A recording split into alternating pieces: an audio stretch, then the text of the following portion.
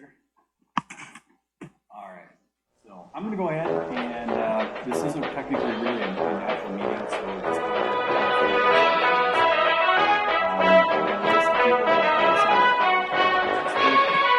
we operate these meetings on a preface of mutual respect. So I know the topic we're talking about tonight, I know people can be passionate on either side of the equation. I do ask that people be respectful. Do keep your comments as brief as possible. Try to keep things around 2 minutes. You will direct your statements towards me as mayor of the council. Once you're done with your statement, I will turn it over for any questions that the council may have here. The purpose of this meeting is just to get information. We haven't decided either way what we're going to do about a possible adoption of the Minnesota Building Code. And that's why we're calling these meetings, because we want input from the public so we get all the information as possible before we go and even look at making a decision either way. So with that being said, Mark. I object to addressing the comments to you. As elected officials, we should be able to address our comments to any council member we choose. I recognize your request. I'm actually going to deny that request. I'm going to address whoever I want to then. Because you're an elected official. This isn't your city. It's our city. But, Mark, I'm not going to get into a tit-for-tat with you tonight, okay? Let's just, again, mutual respect. I ask that you address me as mayor of the council. That is done on purpose. So, and that is within my right as a mayor of the Minnesota city to have that type of a role. So, all right, we're going to go ahead and get started. So before we do this, I'm going to ask everybody to stand. We're going to go recite the Pledge of Allegiance. I pledge allegiance to the flag of the United States of America and to the republic for which it stands, one nation, under God, indivisible, with liberty and justice for all. Okay. All right. So if I can, let's see, I've got first on here, I've got Dan Haag and Brent Bowe. Are you guys together or are you guys addressing separately? Okay, all right, then Dan, if I could have you come up. Is that mic on? Okay, all right. Any one of them. Any one of them? Okay. All right. And if you could just, because we're recording the meeting, if you could, your name, your affiliation with the community. Okay. Dan Haag, previous owner of Eden Valley Lumber the past 32 years. I've been tossing this back and forth for 32 years. I think the first 7 or 8 years I was in business, I said to myself, there's no need for a building code in this city. And then I found out after 7 or 8 years that the contractors were not the issue. And a lot of the self-employed carpenters are just fine. They build the code. So many sins are committed by the homeowner, do-it-yourselfer. And time again, I've seen them remodel and throw things together as cheap as they can. And 6 months later, there's a for sale sign on the house. And the next person that comes in to buy that house doesn't have a clue what they're getting into. A number of years ago, there was a house within a block of the lumber yard. The guy came in on a Wednesday and said, this weekend I'm gonna shingle the house. I got a bunch of buddies coming over. And it always seems that these buddies are professionals, or they think they are. But anyway, he said, they're coming Saturday morning. Can you have the shingles here by Friday? I said, not a problem. He come back in Friday to check, and I said, yeah, they're here, but if you listen to the forecast, they're talking heavy rain, thunderstorms, mid-morning tomorrow. I would be a little hesitant about tearing that roof open. Well, he said, my buddies are all coming at 7 o'clock. We'll have it off and covered by mid-morning. I watched the next morning, 8 o'clock, one of the buddies shows up. 8:30, 8:45, next buddy shows up. Anyway, they tore into the roof. They had it 3/4 off. Here comes the thunder, lightning, and a downpour. And he had come over, ran over, bought a couple of tarps to cover the roof quick Pretty soon the wind hit, I seen the tarps blow by the window, going down the street. That house was saturated from the attic to the main floor to pools of water on the basement floor. What he did, he went ahead and shingled it, opened up the windows, put a couple box fans in the house for about 4 or 5 days, fixed a couple pieces of plaster or sheet rock where the water come down through, threw some paint on it, and 6 months later, here's a for sale sign. So, you know, the person that come in and bought that don't have a clue, you know, what's going on there and what they're getting into, the mold issue, whatever. That's the only issue I have, is so many people coming in and flipping houses and they are not doing it correctly. I mean, even if they want to do it themselves, they still can with the building code, but they're gonna have to do it the way it should be done. Just my opinion. All right. And that particular situation that you just described, Dan, when that house sold and the new owners took over, did they run into a lot of structural problems, or? You know, structurally it was fine. They never did come over to do any business with me. If they had some issues, I can't believe there isn't mold issues. Maybe there is to this day that they don't know about.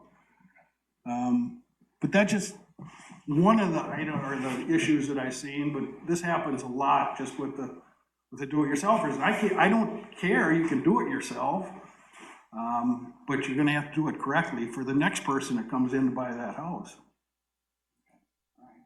All right. I don't have any questions. I'll turn it over to council. Council, any questions? Not right now. Not right now? Okay. Thank you, Dan. All right. Brent? Yeah, I'm kind of surprised about this one, so. My goal, Eden Valley Lumber. Along with what Dan's saying, you know, structurally, most do-it-yourselfers can do most things that anybody else can do, right? But I would bet there's not a person in this room that can tell us header sizes to hold your roofs up, especially in a snowy year like this. You know, are people gonna be making their trusses themselves? And are they using the proper materials to do stuff like that? You know, not saying that they're not gonna build a good product doing it themselves. I'm not saying that at all. But that's where the building code comes in to me. I don't wanna have someone building a product that's gonna, you know, fail a couple years later or even right after they have it built. You know, all the other trades get inspected statewide. I don't think that, do they have inspection on all that here? I would sure think so. Electrical, plumbing, everything else, so why not have the structure itself be how it should be? Okay, all right. And I know you've worked for the lumberyard for years, and now that you've just recently taken over as ownership of it. With adopting the state building code, would you feel that would drive up business or drive down business for you? I really don't think it would do either particularly, no. You know, because as Dan went to, all the contractors do it to code anyway. You know, most of the guys that are independent and, you know, not do it themselves, but you know what I mean. Most of them do it, they come in and they ask the questions, you know, what do I need to have for making this structurally sound? But there's still the people that don't. You know, since you operate a lumberyard, do you do business with other cities or other areas that have adopted the building code? Yeah. Can you maybe briefly describe kind of how that experience is like working, you know, selling the lumber to contractors that work in those areas? Or do they come to you and talk to you about like, hey, you know, this is a big burden trying to build in this area or versus building here? No, not really, I wouldn't think, no. I mean, they all do it to code anyway, just because that's their practice. So, you know, once in a while you get inspector that might be a little bit tougher to work with in certain parts of the building, but for the most part, they're all, you know, they're all pretty easy to work with. They tell you what they wanna see you do. Okay. It's all in their big code book, as you know, you got a little bit of it right here, but. Yeah, no, we don't have enough paper here to print that. Right, exactly. Yeah. All right. Any questions from council for?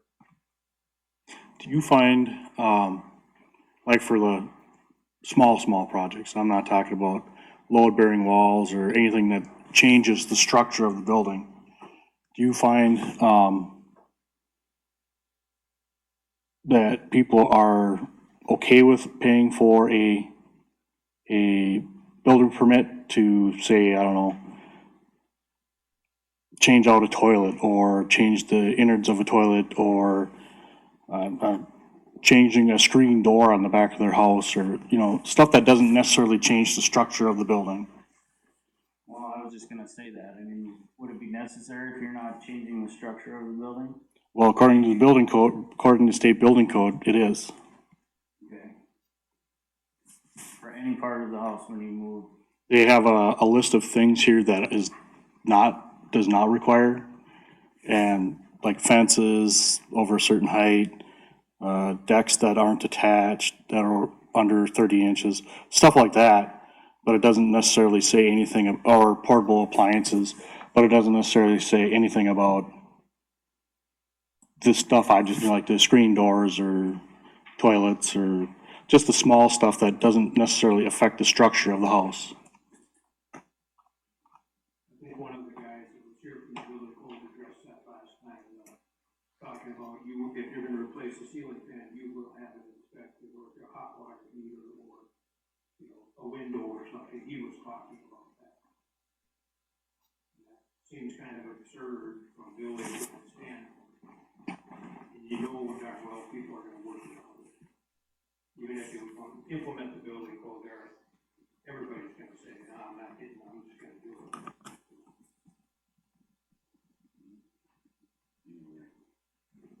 Any other questions?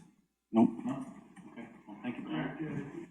Second thing, I think over the years, we worked with Meeker County all the time, inspections.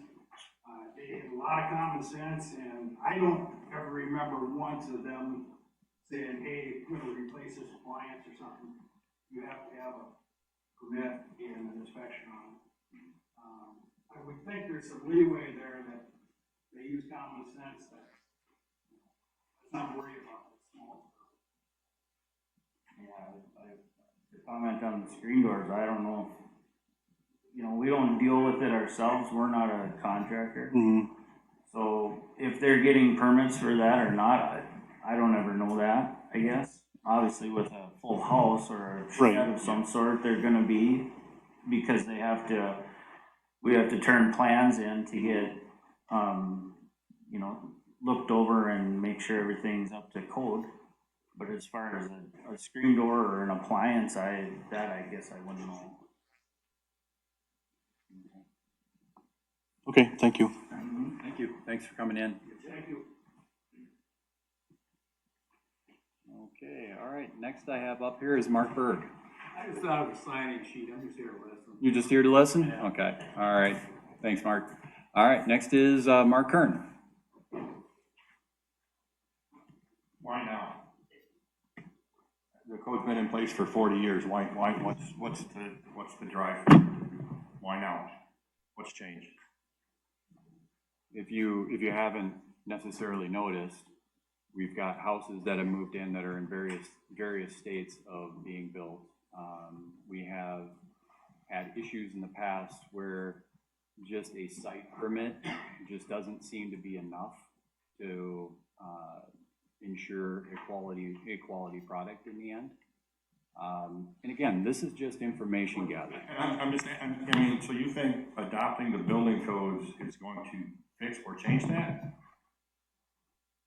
All it's gonna do is slow it down, because now you want citizens to take more money out of their pockets to pay for permits, to pay for inspections, on top of already the exorbitant amount that we're paying just for groceries and gas and diesel, just to get to and from.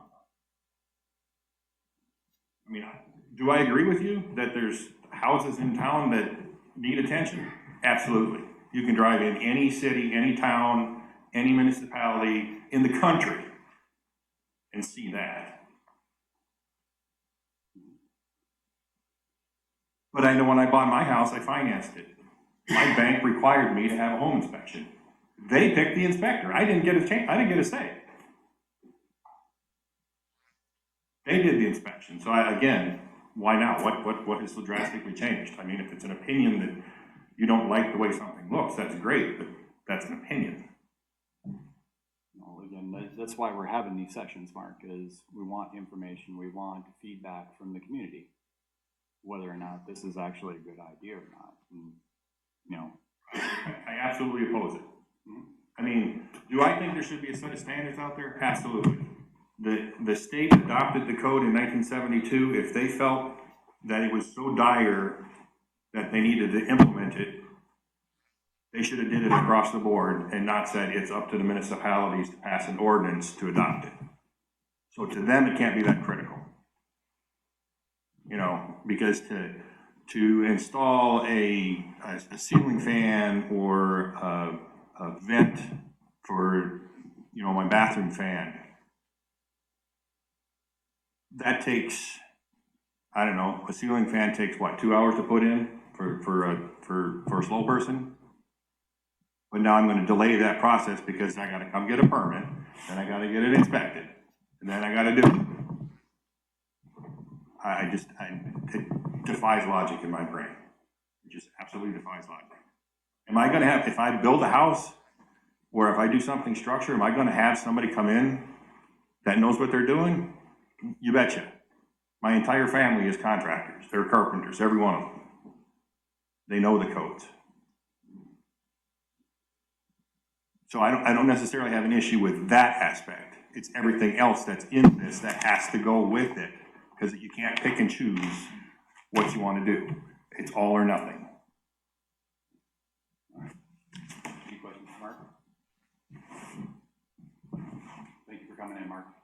Just a quick observation, in Meeker County, I know that there are homes that have been moved in that have been sitting for years, and they have to go to Meeker County, and yet they have the exact same issues that you guys are trying to address, and they haven't. That's good to know. Thank you. Okay. All right, and let's see, next person I've got on here is Justin, is it Berger? I'm also a Mark, I'm just here for informative reasons. Okay. This time. Okay. Okay, all right. Then I know there was a few people that came in after the start of the meeting. Does any of those people request to speak?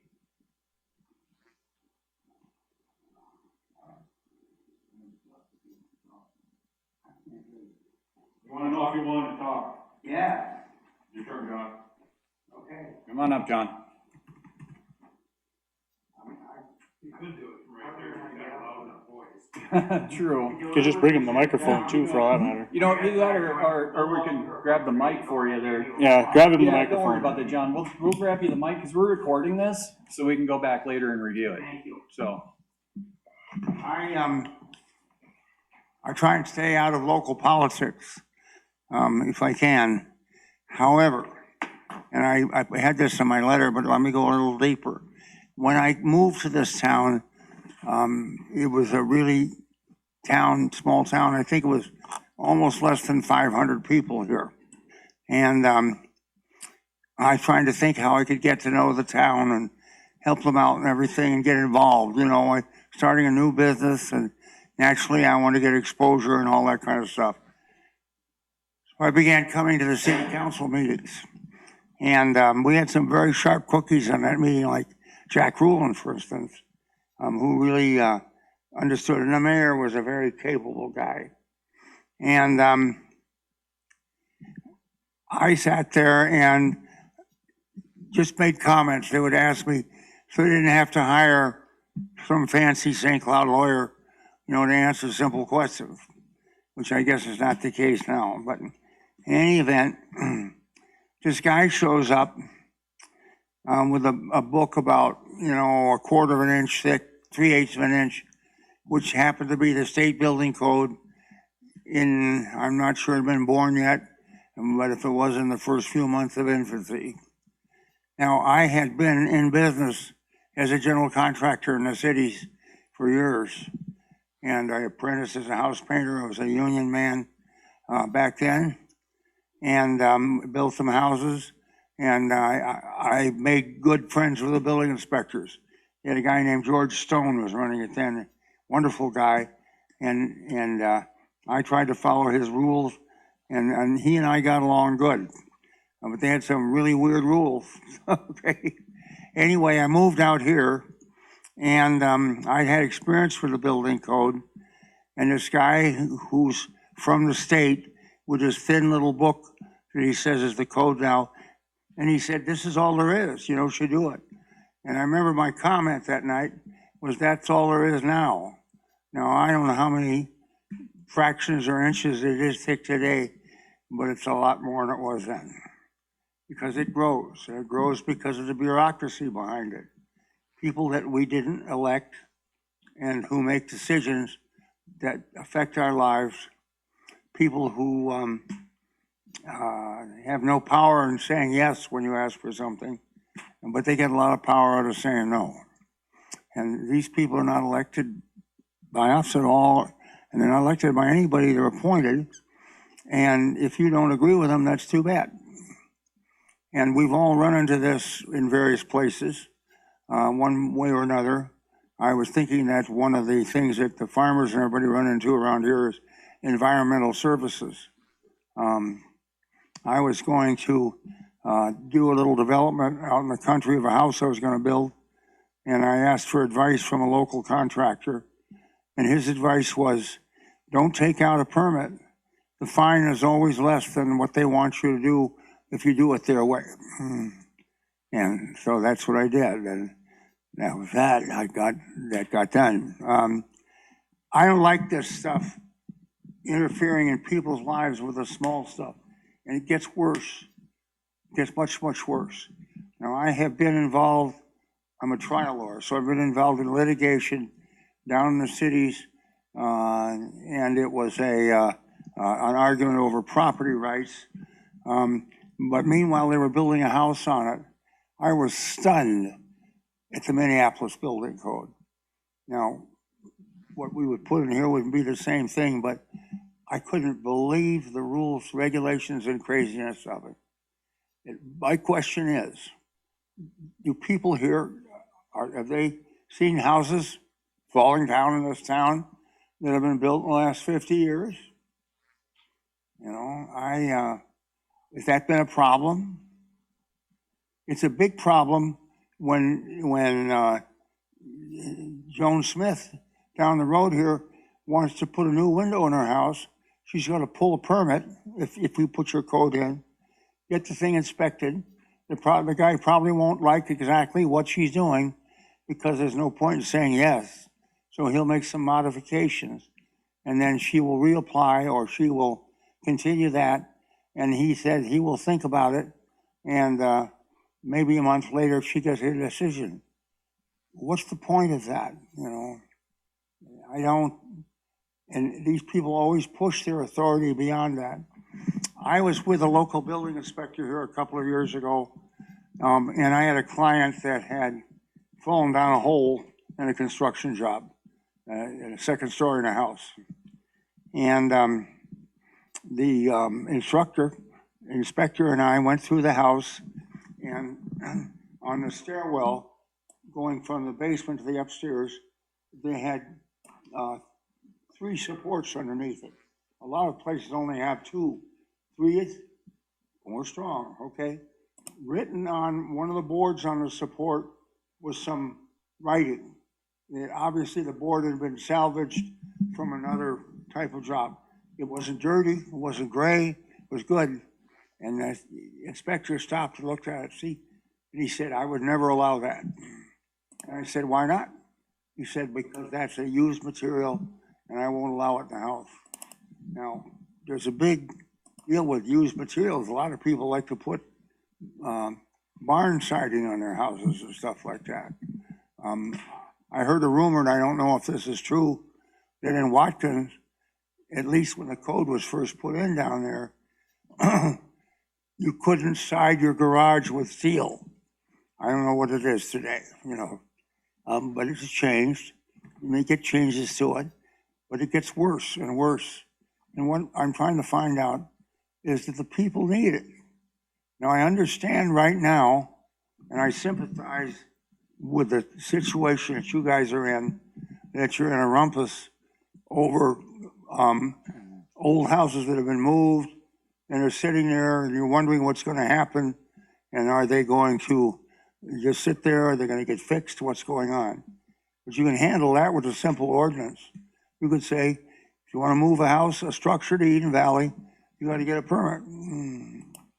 You can do that without putting in the state building code. Most of the houses in this town are very nice houses. You know, when I came here, I was thinking about buying land to the southeast, and I noticed that the houses in the corner there had been built on mounds of dirt. And that's because the water table is high. I mean, people got common sense, you know.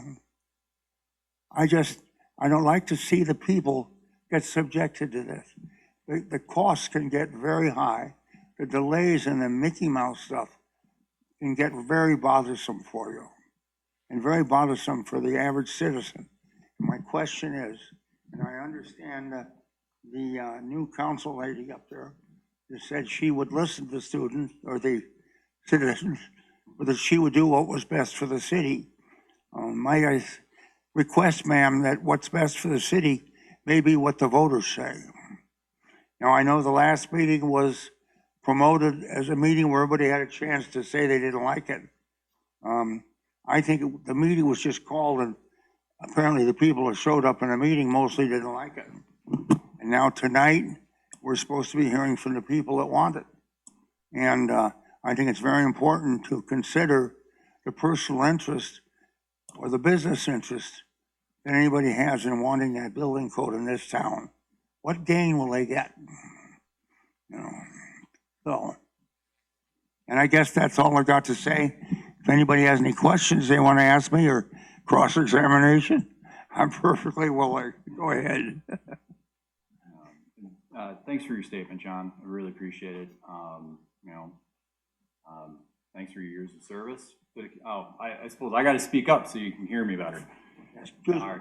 Yeah, no problem. No, so the only question I have is back then when the city was thinking of, with that lawyer came in with that at that time, and it was only like, so, you know, it was only just a small number of pages. What was the city at? Was that something the city was looking at doing at that time, or was it just somebody that just came in and was like, hey? Becoming a city yet, or not, they had that law they passed that made municipality city. Okay. But I do know that the council listened carefully to what the state guy had to say and what I had to say, and then the council people, of course, as you do in a council, put your own values in, and bam, we didn't get the building code. Neither did Watkins then. And then Watkins got the building code, and I have never heard anything good resulting from it. Just complaining. Didn't they reject it a few years after we had it? Well, actually, I shouldn't say we. Cindy reached out to the city of Watkins and got some information from them on why they adopted it, and then why they ended up backing out of it. How So, many years did they have it? I think 10. 10 years? Yeah. We And, have a lot of small contractors. See, and two things have happened. Like you say, municipalities become cities. And the other thing that's happened is licensing of contractors and forcing them to go to school, which is a deal that was put out by the Contractors Association so that they could get rid of all the small competition. And at the time, I engaged in a big letter war with them, and they got angrier and angrier at me being an uppity small town lawyer. Who down there you question the state people and the stuff, blah, blah, blah, blah, blah, you know? And so then, you know, there are fewer people, but when I came to town, there was a lot of things you could get done here. You know, one of the local guys here, came up and built my cabinets on my kitchen floor. You know, he wouldn't be allowed to do that today, I don't think, you know. Who knows, you know? And, the question is the door the right height? The doors in my house are 7 feet, because I bought 7-foot doors, but normally they're 6'8". Would I be able to do that? I doubt it. I think the tape would be out, say, oops, your doors are wrong, you know. I just, and then you gotta pay for a plan. Now, a good lumberyard owner provides a lot of that, okay, but I don't know that. And besides which, the building code is growing. You know, it's alive and well, okay, it's growing new tentacles every day. So what we've got now may be bad enough from my point of view. God knows what it's gonna be in 10 or 20 years. Minneapolis is a good example. Well, I don't know if Minneapolis would be considered a good example of anything these days. No, but sorry, that's for another time, another discussion. Any questions for John on council here? All right, no, we don't have anything further, John. Thank you. No, Thank you. Thank you. Opportunity to talk with. Yeah, absolutely. So, I'm sorry I came in late. nope, no worry about it. I can hardly walk at this point. I had, my SI joint went out about 10 days ago, and I just, you know, yeah, I'm living in a nursing home, but I heard about it, you know. Came up It's around. All right, so, Greetings to all of you, good luck. thank you. Thank you, John. Thank you, Not John. an easy job, I'm telling you, for 6 years, and a couple afterwards, you know. Thank you. All right, anybody else in the gallery that is here to make a statement or?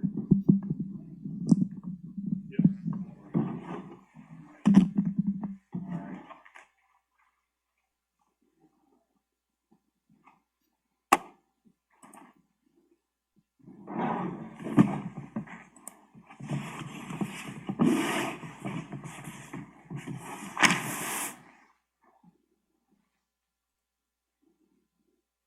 Can I ask a quick question before Doug gets started? Sure can. Why did Watkins reverse it? Yeah, I was gonna ask that before. You know what, that's actually a good question, good question. From what I'm gathering here from the notes from the city of Watkins, they were having a hard time enforcing the policy. And it is actually correct, I talked to one of the city council members from Watkins, he happens to be my boss. And I asked him that same question, and it's like, you know, why they got out of the state building codes. And I got my own analogies, it's like trying to take a bowl and lead it around with a string.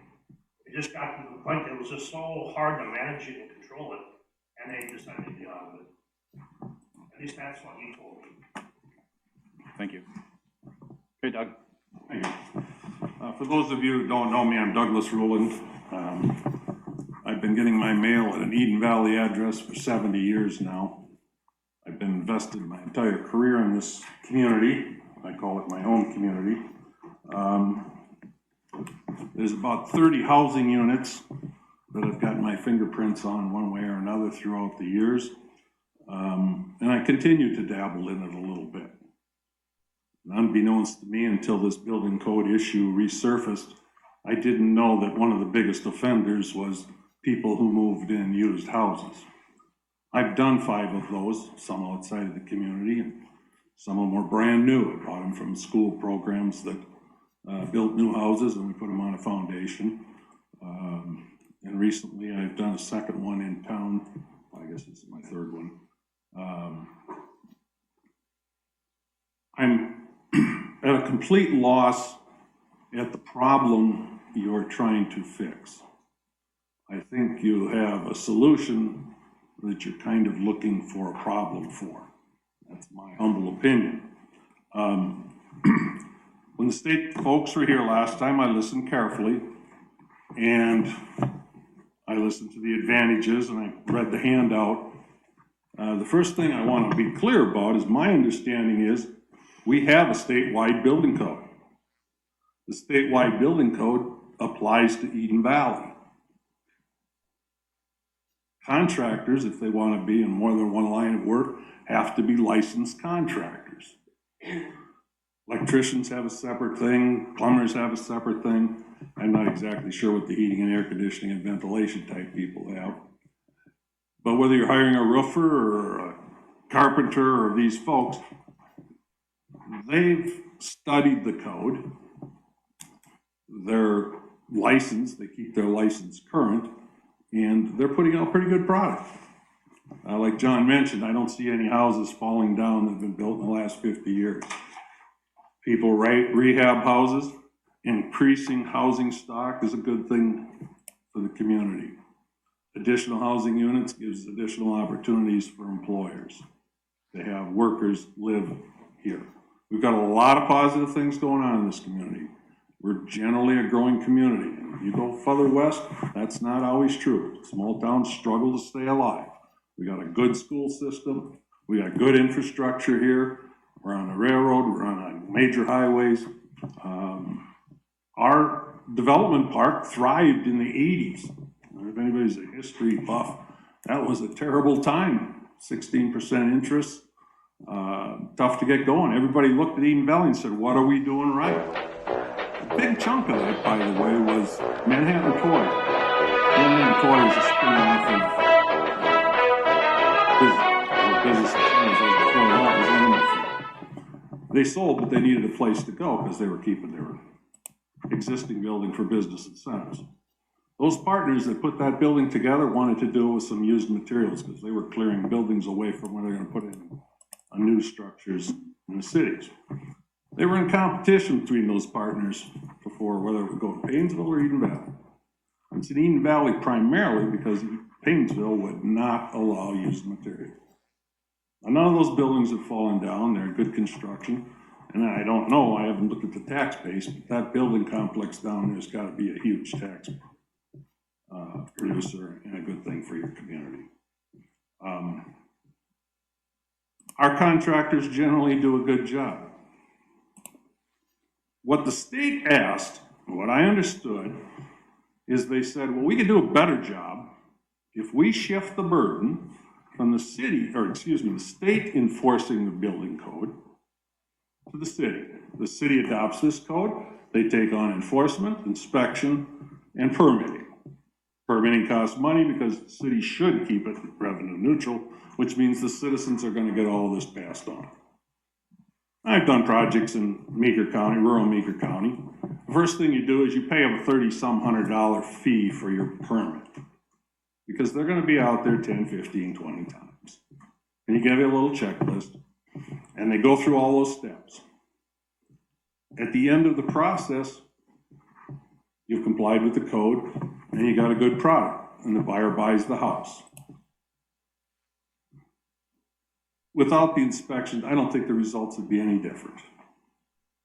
The contractor knows how to put the footings in, he knows how to put the wall up, he knows how to do this stuff. He has to wait, he can't pour those footings until they come. So there's additional problems and additional costs for that contractor. The next one, and scheduling, it becomes a problem. And you've got all these coordinated issues. Your big projects, big apartment complexes, schools, all this stuff, they've got their architectures, they got the building codes, they've got finance people, they're all looking over their shoulders, they've got their inspectors. As Mark said, I want to buy a house in town, I can hire an inspector. If that thing was shingled with the rain coming through, they're gonna find those things. And then they can have it corrected or don't buy the house. We've got the protections. I don't think we need to shift this all to the citizens. Because if you're gonna make it revenue neutral, you're gonna charge everybody. You're gonna charge everybody the fees. You're gonna, to get a competent inspector, you're gonna have to go with the other guy who's sitting on the end of that table. Somebody who wants to be the guy who has the contract, who has the people who run out and do all this stuff. And that's not a small contract. You didn't give us a number, but I can tell you it runs into the thousands. And for the amount of activity you'd have in this town, to pay that kind of money out means you're gonna have to have some pretty good fees. And you can't cut this thing in half with a half a loaf of bread. Watkins found that out. If you wanna change a toilet, you need a permit. You pay the permit. You call your plumber, you get the thing, you put it in, you have it inspected. You wanna change the window over the kitchen sink, you gotta have a permit. You gotta put a new coat of shingles on, you need a permit. You wanna change your screen door, you need a permit. All these things cost money, unnecessary delay, and make it more difficult. Does it improve the housing stock? A lot of small communities, like Watkins, didn't think so. I don't see how it would solve the problem here. And the one or two problems about a house being moved in and an unfinished thing for years, this is not the Band-Aid or the fix for that. And I have a vested interest in that. I do that too. But I would say, if you're concerned about that, when my projects are done, come down and walk through them. Just like the inspector would before the buyer buys it. And you'll find they're a pretty good product. And there's nothing that would be much different if you have this except a lot of expense. You drive up the expense, you're gonna drive away rehab people who are gonna update your stock, housing stock in town, which is gonna make things more expensive. It's gonna make it harder for people to buy. And it's a paper chase. It really doesn't solve a problem, or it attempts to solve a problem that really doesn't exist. So I don't know. This is the second informal forum that I've been to now, but I'm not hearing a lot of positive need for this from any of the people and citizens that are in here that have to pay. The lumberyard guys, they were here and they were spoke that it could help. I did my stint there for a year. I get what the lumberyard goes through. Most of their stuff though is, the big stuff is new construction. There's somebody looking over that and they're using people who are licensed. The job's gonna get done, and if it doesn't get done correctly, there's gonna be enforcement. Right now, the state does that enforcement. You would be taking on that burden and that expense. The permitting, you would be taking on that burden and that expense. The inspection, you would be taking that on.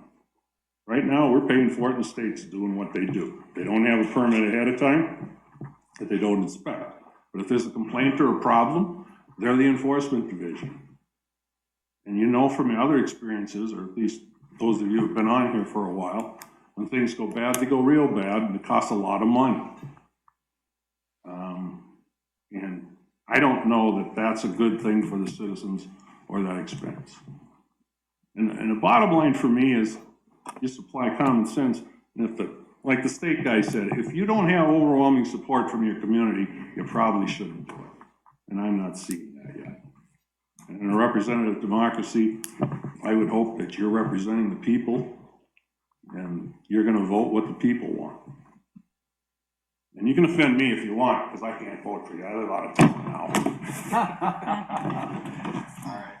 So Doug, I actually do have I'm actually genuinely curious about this. And I know you and me, we kind of got a pretty rough history between each other, me sitting on this side of the table and you sitting on that side. So this is just a genuine question. You asked you brought up a good point. Like, okay, so projects that are started here in town under a site permit, they go past the permit, they're sitting there forever, whether it's a house that's moved in or somebody starts a project that's not finished. So one of the things with the current ordinances we have is the lack of enough enforcement to make sure that when people are doing, when people pull that site permit, they're actually completing what they say they're going to complete. So the question I have for you is how would you solve an issue of, and I'm not saying you, I'm just saying that we've had experiences here. Matter of fact, there's a house just down the road here that's been here for years that's still not finished. And we actually had to threaten legal action just to get it where it was sitting on a foundation where we wouldn't have to worry about the neighbor's kids crawling under it and having the house fall on them. So how would you solve that situation? Well, let me draw on experience, because I've been in front of a lot of boards in 4 years. I've been in front of environmental services, I've been with small boards, big boards, and everything in between. What they tend to do is they tighten up the ordinance. Now, from a historical point of view, it was a site permit here because they wanted to avoid the building code thing. So they said, we're just worried about setbacks. So you're just saying, this is where I'm gonna put the house, it's this many feet from this side, front, back, and I can't go over this height. So your ordinance doesn't do a lot. The other thing is, Troy, I think you pointed this out, I don't think your ordinance has any penalty if you don't pull a permit. Many ordinances are written, if you don't pull a permit and you gotta get an after the fact permit, it's double the fee. That gets people on board. I've seen that a lot, that works. The other ones, and you have to be careful with this language, but substantially started or moved towards completing the project. It probably wouldn't cover the house you're worried about because he's moving along, he spent a lot of money. But a lot of the ordinances have language in there that says you gotta do something. So if I say I'm gonna build the IDS tower down in the corner and I pull a permit, and 6 years later I haven't done a thing, my permit is expired because after that time period, I haven't made any effort towards that. Now, there's a hotel I used to drive by on 694 in the cities all the time. It was great infrastructure of girders and cement and no walls or windows or anything, sat there for 4 or 5 years. You know, places like that, pull a permit, the economy crashed, sat there for a while, and then eventually somebody came in and bought it and finished it. You're not gonna stop those kinds of situations, even if you have an ordinance that says that, because they got a lot of money invested, somebody's gonna fix it, do that. It's a tough problem. The other one, and this is what I think Watkins had all the time. I mean, I used to go down there, get my hair cut and stuff, and I'd listen to these people talk about this. I gotta fix my toilet and I gotta buy a damn permit. Excuse my language. That's what they said. They didn't like it. Because the plumber knows what he's doing. He comes in and puts the permit in. The toilet's this much, and I gotta pay this much for a permit. Or I gotta do a window. In other words, things that structurally didn't change the house at all, really. I mean, a new window's a window. Why do you need the permit? Or you take the old roof off, you put a new one on. It really doesn't change a lot. You wanna make sure you get a competent guy and a warranty and stuff so that the thing doesn't leak. But people are pretty good. People use common sense. They ask for referrals. They wanna know who's good in the area, who knows what they're doing. And if you don't do a good job, people find out pretty quick and they don't call you anymore. And I don't think that's gonna change. You get a building code, the bad guys aren't gonna get the calls, the other guy's gonna get it. But I don't think you wanna dissuade people who are looking at, you know, we got one, I guess it's right over here. The house is in disrepair, went through some tough times recently. Some young folks bought the house, they're busting their butt to put it back together, and I'm sure when they're done, they're gonna have a nice product. You start adding those expenses in there, and pretty soon, what you can end up with on that house, and what the market will bear on that house, you may have priced that out so there isn't any incentive left for them to do projects like that. And then pretty soon they say, I'm not gonna do them here. I'll do it in Watkins, or I'll do it in Richmond, or I'll do it someplace else. And then we're gonna be stuck with nobody reinvesting here because we're less competitive. So another question I was just thinking of when you were talking there is so right now with site codes or site permits that we have, there's no incentive for me as a homeowner here in the city of Eden Valley that if I was going to put up a 2-car garage in my backyard, I'm, you know, according to the site permit, I met all my setbacks, measured everything out. That looks good, so I would get a site permit. Where's the incentive for me to make sure that I'm building that? I'm not building that out of like 1x2s. You have to meet the building code. Building code applies statewide. Your builder has to build according to What what, about me? If I went with a contractor, yeah, you're right. That contractor is gonna tell me, no, you can't build that with 1x2s or 2x4s. You gotta use 2x6s for your walls, and you gotta use this type of truss for your engineer roof. trust for this. Right, exactly. Yeah. But what if I was building it myself? You could probably get away with that. The first snowstorm might tell you what you did wrong. Right. But the bigger problem Oh, is, yeah, you wanna exactly. sell that asset. Your investment in your home, your castle, everybody's got their little 4 squares in their castle. When you go to turn to sell that, the Commerce has got a lot in here. It's not a small item. So that means most people are gonna get a mortgage. And mortgage people are gonna require an inspection. You go to the VA, they got special inspectors, you got other ones, you got a home building inspector. Now, there was a period of time for about 18 months last year where they were waiving those and say, I'm just bidding on a house, and got a little crazy. But in the normal cycle, you hire your building inspector. The real estate has it right in there. It used to have a 2-page document, they've shortened it up, provides for an inspection. And if you come in and you realize that the rafters are made out of 2x2s, or whatever your example was, and they're substandard, it's not gonna hold up, inspector's gonna call that out. Now, if it's a VA, FHA, or some of these other loans, they won't make the loan until all those things are remedied. And if they can't be remedied, they don't make the loan. And so, if you had to put new rafters in, that would be the time it would be caught. But for you personally, making that to your own property, before you sell it, if it holds up, it holds up. If it doesn't, it doesn't. It falls down. It also comes to insurability. Yes, yeah, good point, good point. They're gonna come into inspection. Yeah, Well, if it falls down, they're not gonna give you a claim. Right. If you build it so poorly, I mean, it's a, Right. whatever you put into it is what you're gonna get out of it. it might not be an act of God that your building fell down and it's 2x2s. Right, I was using an extreme example, but yeah. But they're right. Yeah. So there's a lot of other self-regulating. First, the consumer himself, people who are buying with all the hoops they have to jump through. The lenders, because they want to inspect their investment, they don't want to get a house back that's substandard, they've got problems. And the contractors, they're doing their due diligence, getting their credentials, holding themselves out, they're licensed, insured, and bonded. So the different steps, it's all there. Now, so they say it's wonderful.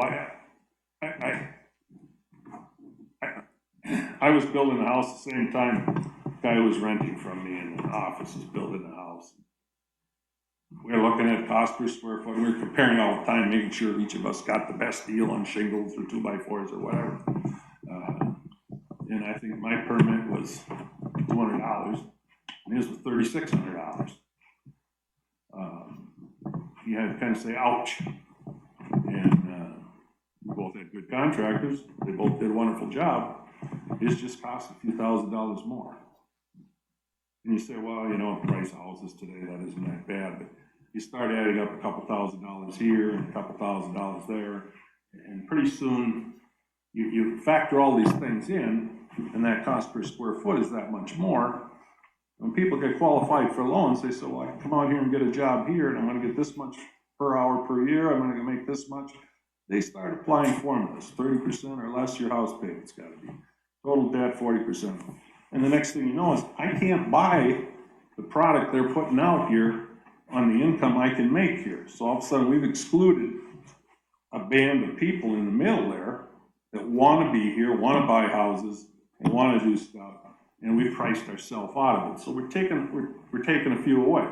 Or we got somebody who wants to put a business in town, like the Manhattan guys did when they built those buildings. And you might not notice it because you don't keep track of the ones you pushed away. They're over there and they're over here, and you know, they've gone other places. My father told me one time, you gotta be a damn fool to build in this town. They always treat you shit. You go to the next town, they welcome you with open arms. I didn't listen to him. That wasn't the first time I didn't listen to him. So Doug, we were talking like act of God, like natural disaster and that stuff. And some of the material that we've been looking at and researching as a city comes down to like things like FEMA. So with FEMA, they have different reconstruction standards in the case of a disaster, where if we don't have the state building code adopted, we would only get, I think they called it replacement only criteria versus, you know, making it right. Yeah, well, and I'll tell you a good example, the tornado that hit Watkins. They had a lot of insurance claim and that same type of thing. So if you have an existing house and it's got some functional obsolescence because it was built before the current standards are, you can rebuild it the way it was. You got a building code, now you gotta adopt and change everything to make it to the code. Problem is, the flip side of that is they say, you can't rebuild it that way, you gotta do this, it's major changes, it's a lot of money, now you're up over 60, 70%. They say, well, we total it, demolish it, haul it away, and you're out. So would you rather have a house rebuilt to the way it lasted for 50 years and now a tornado took it apart, or no house at all, or a very, very expensive house, because it's built back to the code? I don't know, and if you got replacement cost coverage, which is what most people should have, it's good. They rebuild it, you get it built back to the new standards. But all of our codes have a kind of an updating feature. The electric people snuck a bunch through. You want to do some electrical work on your house now, they're gonna get all the newest and latest and greatest stuff in all your different circuits and things. And over the last couple of years, those prices have gone kind of crazy. But there's purposes for it. Do we say, even the electrical people would say, well, let's just make everybody do it right now. They wait till you apply for some additional work, and then they have you upgrade it. And so they're gradually stepping that in. We've got good coverage with the electrical statewide thing. There's inspectors that come out. We've got it with the plumbing. We've got the state building code. And I really, and, you know, I don't hear from the people as much as I did when I was around all the time every day, but I don't think we've had a lot of problems in the last 50 years in my adult life with building problems in this community. You know, and sometimes you build everything to what it's supposed to be, and you get 3 feet of snow and some roofs put on. So, you know, we just got more snow than even the engineered standards were, so you build a few new roofs. Having sat where you sat many years ago, I've also sat on a committee with Doug in the past. When we changed the building code or updated it, we sat through many, many classes in updating that process and presented the council and stuff. The people who you are identifying as a problem moving houses in, as Doug said, could you tighten that zoning ordinance? Could you, I don't know if it's legal, you could look into this. I don't think the building code is going to change that situation. It may provide better quality construction inside and stuff, which we all should have. But could you change or put a covenant in the zoning ordinance and permit process that if you do move a building in or redo it, you have a time limit, and at least the outside needs to be finished 1 year, year and a half, 2 years, whatever it is, as a special covenant within that to control that problem. It's something worth looking into. There are ways to do it. They do it in trailer Like certain. After a certain year, you can't have, you know, you can't. Certain subdivisions have, zoning ordinances and stuff within the subdivision ordinance, you know, a covenant was what I'm trying to say. Yep.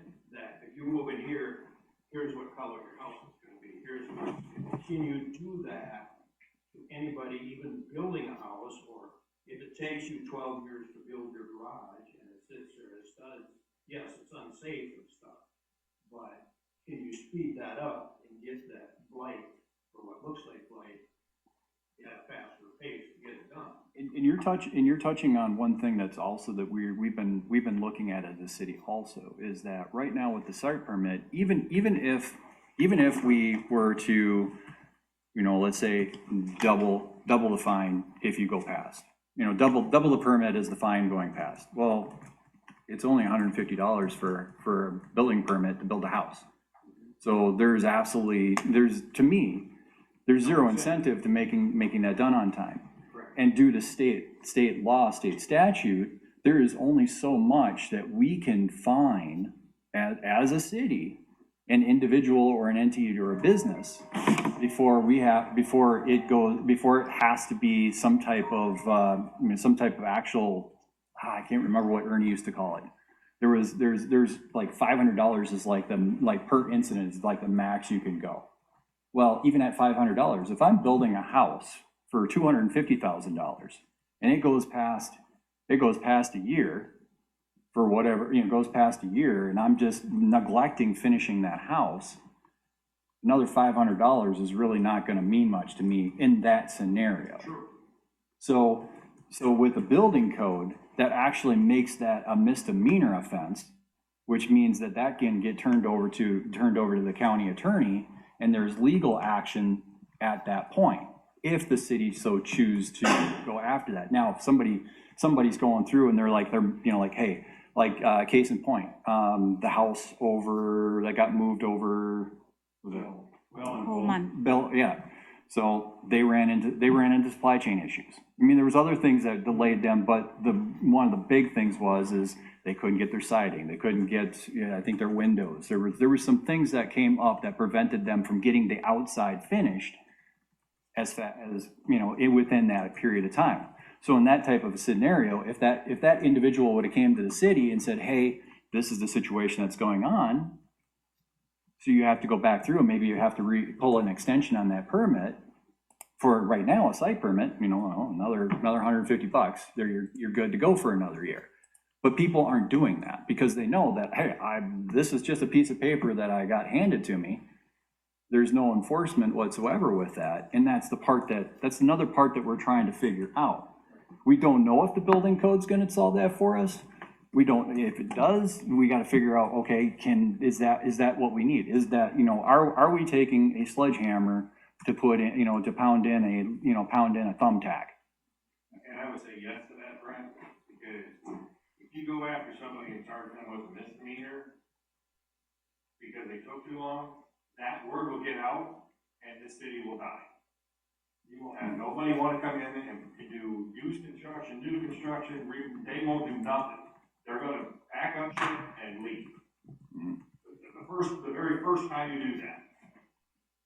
In addition to that, my thought was in this process that there is another drawback to adopting the building code, and you fight the same thing with the zoning board, trying to keep these properties getting cleaned up and presentable, is that having sat in that chair where you said, each year you add more money to your legal fees that the city has to spend to do those things. And I see if you adopt the building code and try and do that, your legal fees are gonna go up per year, because it's, well, we gotta ask our attorney what we can do, what can we do with this? Can we do this legal? Your fees as a city and as taxpayers, you're gonna have to increase your legal fees, which is you're spending more money on something that may not accomplish the issue that you're trying to fight. And we all know legal fees, you seem to go up every year. Yep. You call them minimum 15 minutes, at $200 an hour. I don't know if that's actual, but yeah, I mean, it's insane. So I want. Covered by insurance, this year you might get 5, but then next year you set the insurance rates for all the towns in that pool and figure out what they spent this year, and it keeps going up and up. So if you get those legal quandaries, it's just gonna get more and more complicated. When I graduated from high school in 1970, a long time ago, I think there was less than 30 people in the Stearns County Sheriff's Department, including jailers, clerks, the sheriff himself, and everybody. When the crash came in 2007 in the housing market, there was over 30 people full-time in Stearns County Environmental Services. And they didn't lay anybody off during that time either. And they found a lot of nitpicky stuff and did a lot of stuff. I don't think you want to create a bureaucracy here that's going to grow and grow and grow. I don't think it's going to get as big as Stearns County Environmental Services, but you don't know. When the state's already doing it, when you've already got those protections, when homeowners got fallback. If I find a home that's defective, didn't meet the building code, I can make a complaint to the State Department of Industry and Labor, will investigate that. They go through that process, and if necessary, they take the enforcement action. And they're using our income tax and our sales tax, and they're doing it on their dime. I don't think the city should get in that business. That's my take on it. I've been asking all the questions here. Council? You've been doing a fine job. First time, hey, you got that recorded, right? First time for everything. Just this once. That's a glitch.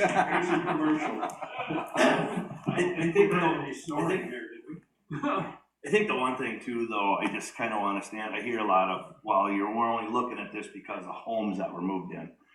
That's just part of the situation.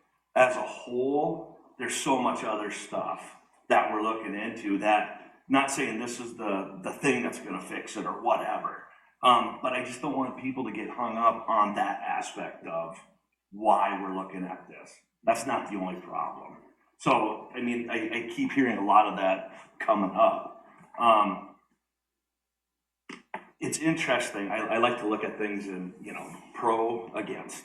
So as everybody's been talking, I've been jotting things down. I've been looking things up because is this, just to say if the building code was to come up, is it the perfect? I don't think it's perfect. Nothing's perfect. We are lacking something, but how do we fix that? And that's what we're looking at as a whole. So there's a lot of good feedback coming back. So I appreciate everybody here. And I've been jotting stuff down, looking, so I've been paying attention. So, but I thank everybody for coming because it's definitely helpful. I noticed your promotion and stuff tonight said building code and, the building code and zoning ordinances. And I think you're right. There's some patches that probably need to be on your zoning ordinances. And I'm a great believer, you don't have to reinvent the wheel. There's some resources out there, the League of City Municipalities and all that stuff. They've created that, and there's a lot of ordinances out there. You can probably get a half a dozen good examples and kind of integrate those in to cover those areas that you want to in your site planning zoning ordinances to cover some of those things that you've been talking about. And then, I see the minutes every so often, and I look back at the last couple of years, and I know some of the complaints you're talking about, and the problems that are there. And they need to be addressed in a meaningful way. Plus, if you start to take the real problems and you mix them all in with, I gotta fix my toilet, I think a few people said, people are just gonna ignore it. They're not gonna come. They're not gonna do it. They're just gonna fix the toilet. And they're gonna flush it the next day, and they're gonna say, well, I don't know if the city's gonna find out about it or not. I don't care. And so you kind of build that, well, that's a bunch of BS, so we're not gonna do it. And then pretty soon you got a big problem, and they say, well, that's BS, so we're not gonna do that. I think you wanna tackle the things that are meaningful and not get into all these other ones. I work in an environment where we have inspectors every day. So I see Yeah. the pros and cons. I mean, it's sewer and water. It's, you flush it, it goes down there, like, where'd it go? It's gone. I don't care. We have inspectors for a reason. I've seen it both ways.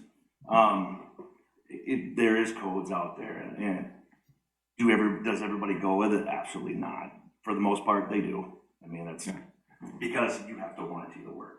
I only get paid once. We don't get paid to go back and fix stuff. So, do I believe? I hope there's coming out of this, we can come up with something that benefits everybody, that we don't want to drive people away from the valley. We want to attract them in. We have 12 lots over in Navajo Edition. There hasn't been a house built over there in, I don't know how many years, So we want to look at a lot of this stuff. I mean, this is, it's interesting. We're just trying to find something that works as a whole. And there's a lot of holes in a lot of different things, so how do we fix that? Are we gonna hit a home run? No, well, we gotta start somewhere. And I think that's what this is all about. And you make another good point. No matter how good a set of rules you have, there's gonna be some problems, some violations, and some things that come up. That's just the nature of regulation. You could probably find the best standards of ordinances that some city has and read them and say, hey, we should adopt all those. And then take that, and after you're all done reading, and say, well, that property we had here or over there, it still wouldn't have done a dang thing to it. You know, we still have the same. That's why we're looking at this stuff. Right. You know, and we're using test cases like that. Okay, would this test case that we've seen, this actual issue we've seen here, if we applied the building code against that and the processes and everything that comes with that, would that help solve our problem? In some cases, it's not going to. But as a In council, most cases, that's what slow we you down a need to little do. bit. If I could do a house in 100 days, and now I gotta do the building code, it's probably gonna take me 120 days because of scheduling because you gotta look at those footings before you go to the next step. And it's just, you know, you're calling in to Meeker County, they can't be everywhere at once. So you gotta get on their schedule, and sometimes that's delays. You know, and I wanna touch on something that Troy touched on, or that spoke about a little bit, is this is exactly the reason why we're having these forums. You know, because we could do what councils, not saying councils here, but councils throughout the state have done in the past. When they're doing something that might be considered controversial or contentious with the residents that they serve, they just railroad it through. And I know that people are passionate about this subject one way or the other. And as members of council and as representatives of the citizens of Eden Valley, we do owe it to the citizens of Eden Valley to listen to them and go based off their input and feedback. We may not always, you know, I'll put it this way, we may not always, might not always make the right decision, but we want to make sure that we're getting feedback from everybody and listening to them. And I'm glad you brought that up, Troy, because that, you know, that is, you know, this is a prime example of how I want the city to be run. You know, we're not doing things in a back room, smoky back room that, you know, people envision politicians do, you know. We're trying to be open and transparent with what we're doing here. The back room went out with the no smoking. True, you're very, yeah, absolutely, you know, well, vapes, I think you can still vape indoors, can you? No, you can't do that either? Okay, yeah, you're right then. So, I've been a specialty woodworker now for 40 years. A couple of times through Eden Valley Lumber, they wanted to hire me to go over to Painesville and do something. And I couldn't do it because I wasn't licensed and they had the building code, so I can't legally go work in that city. That was fine, I didn't have a problem with that. There are a lot of things, and when you look at the building code, I think there's a lot of good in it. There's parts I don't agree with it.